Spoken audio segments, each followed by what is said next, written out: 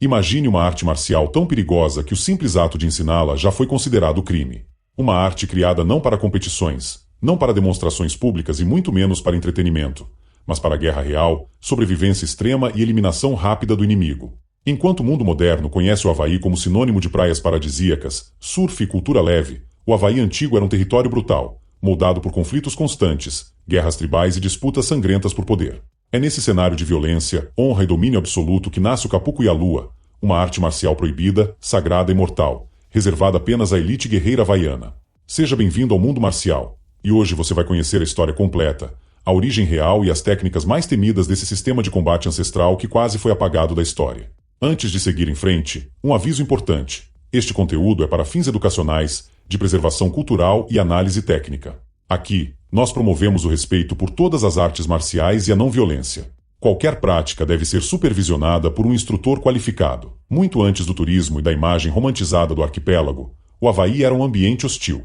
As ilhas eram dominadas por clãs rivais, chefes guerreiros e batalhas constantes por território, recursos e prestígio. A sobrevivência não dependia apenas de força física, mas de habilidade marcial real, inteligência estratégica e domínio absoluto do combate corpo a corpo. Não existia luta esportiva, regras ou arbitragem. Existia apenas a necessidade de vencer rapidamente ou morrer.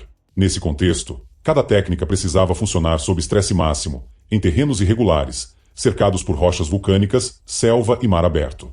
O Kapuku Ialua nasce como resposta direta a essa realidade brutal. Por volta do século XIV, povos polinésios chegaram às Ilhas Havaianas após longas e perigosas travessias pelo Oceano Pacífico, utilizando conhecimentos avançados de navegação astronômica, leitura das correntes marítimas e observação dos ventos. Entre esses grupos, destacavam-se povos de origem taitiana, que não traziam apenas sua língua e costumes, mas também uma profunda tradição guerreira construída em séculos de confrontos reais entre ilhas e clãs rivais. Esses povos já dominavam sistemas de combate práticos, voltados para embates diretos, rápidos e letais, onde a sobrevivência dependia da eficiência e da brutalidade das técnicas empregadas. Ao se estabelecerem no Havaí, esses conhecimentos marciais não foram simplesmente preservados, eles foram transformados. A geografia agressiva das ilhas, marcada por terrenos vulcânicos, florestas densas e combates frequentes por território, exigia uma adaptação imediata das técnicas de guerra. A cultura local, profundamente hierarquizada e centrada na figura dos chefes e guerreiros de elite, moldou um sistema de combate que privilegiava ataques diretos, destruição física do oponente e domínio total do confronto.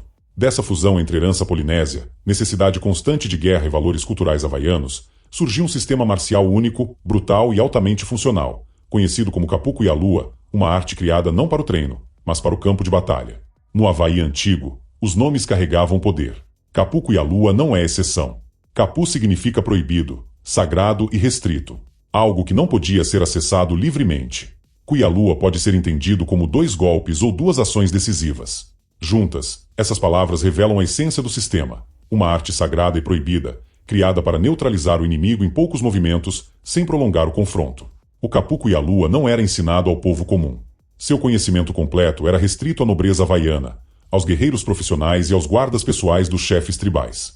O acesso às técnicas representava poder político e militar. As técnicas mais profundas eram transmitidas oralmente, de mestre para discípulo escolhido, garantindo que o sistema permanecesse protegido e letal. Isso transformava o Kapuku Ialua em uma arma estratégica, não apenas em uma arte marcial. Criado para o campo de batalha, o Kapuku Ialua era usado em invasões, emboscadas, assassinatos estratégicos e confrontos diretos. Durante a unificação das Ilhas Havaianas, liderada por Kamehameha I, guerreiros treinados nesse sistema tiveram papel decisivo. Eles eram especialistas em combate corpo a corpo, treinados para eliminar o inimigo quando armas longas já não eram viáveis. O Kapuku Ialua não busca estética, equilíbrio visual ou qualquer forma de honra esportiva. Sua filosofia é direta, crua e absolutamente funcional: incapacitar o inimigo no menor tempo possível. Não existe a ideia de troca de golpes, resistência prolongada ou demonstração de habilidade. Cada movimento é pensado para quebrar ossos, deslocar articulações, destruir estruturas corporais vitais e eliminar qualquer capacidade imediata de reação. No Kapuku Ialua, lutar não é um processo, é um ato definitivo. Essa filosofia nasce de um contexto onde o erro custava a vida.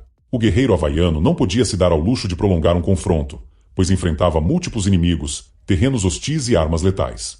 Por isso, o combate é encerrado de forma cirúrgica, com ataques precisos a pontos vulneráveis do corpo humano, explorando alavancas naturais, ângulos de destruição e o colapso da base estrutural do oponente. A eficiência sempre se sobrepôs à beleza, e a sobrevivência sempre teve mais valor do que qualquer código de honra romantizado. No centro do Capuco e a Lua está um entendimento profundo do corpo humano como uma estrutura mecânica. Os antigos guerreiros havaianos sabiam que o corpo funciona por alavancas, articulações e pontos de sustentação. Quando uma dessas estruturas falha, todo o sistema colapsa. Por isso, o Capuco e a Lua atua diretamente nos limites físicos do corpo. Ombros, cotovelos, joelhos e quadris são atacados com torções curtas, secas e extremamente precisas. Ossos longos como tíbia, rádio e clavícula eram alvos frequentes.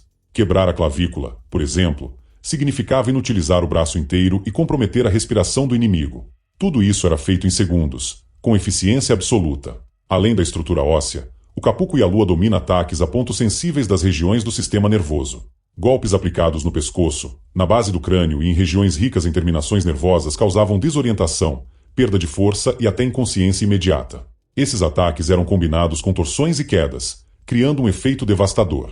O objetivo não era causar dor, mas desligar o corpo do adversário. O Capuco e a Lua foi criado para ambientes hostis. Rochas, areia dura, lama e madeira faziam parte do combate real. Por isso, os arremessos tinham como objetivo usar o ambiente como arma. Jogar um inimigo contra uma rocha ou fazê-lo cair de cabeça em solo irregular multiplicava o dano. O desequilíbrio era criado por mudanças rápidas de eixo e torções quase invisíveis.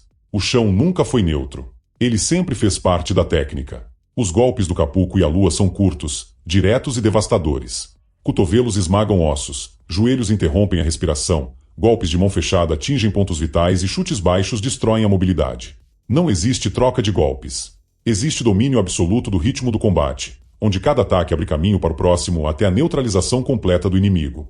No Capuco e a Lua, armas não são separadas do combate corporal. Bastões, lanças, adagas e cordas seguem os mesmos princípios biomecânicos das técnicas desarmadas. Um remo de canoa podia esmagar, travar articulações ou estrangular.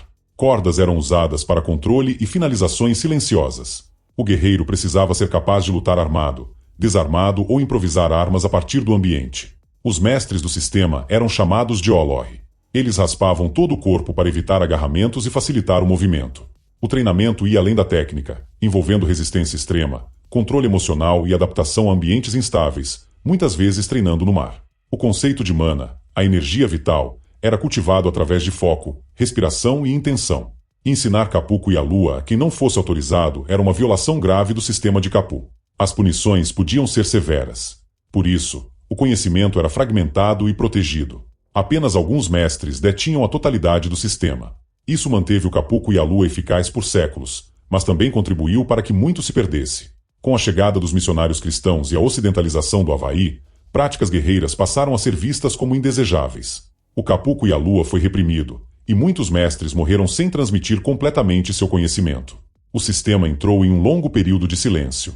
No século XX, em meio a profundas transformações sociais e a crescente perda das tradições ancestrais havaianas, descendentes de antigas linhagens começaram um movimento silencioso de resgate do Capuco e a Lua, não mais como uma arte de guerra ativa, mas como um patrimônio cultural ameaçado de desaparecimento. Esse renascimento não surgiu de academias ou instituições formais, mas de famílias, mestres e guardiões da tradição que ainda preservavam fragmentos do conhecimento transmitido oralmente ao longo de gerações. O objetivo principal passou a ser a preservação da identidade havaiana, da memória histórica e do espírito guerreiro que moldou o povo das ilhas. Ainda assim, o que foi revelado ao público representava apenas uma fração do sistema original. Muitas técnicas, princípios e aplicações mais letais permaneceram restritos, protegidos pelo mesmo código de responsabilidade que sempre acompanhou o Capuco e a Lua. Mesmo em sua forma preservada, o sistema continua sendo reconhecido como um dos métodos de combate mais realistas, diretos e brutais já criados, não por buscar a violência, mas por ter nascido em um tempo onde lutar significava viver e perder significava morrer. O Capuco e a Lua não é uma arte para competir, nem para exibir. É um legado de guerra, uma arte proibida, um sistema criado para sobreviver ou morrer. Se esse conteúdo te trouxe conhecimento real, deixe seu like, comente, compartilhe com quem respeita as artes marciais de verdade e se inscreva no canal. Até o próximo vídeo.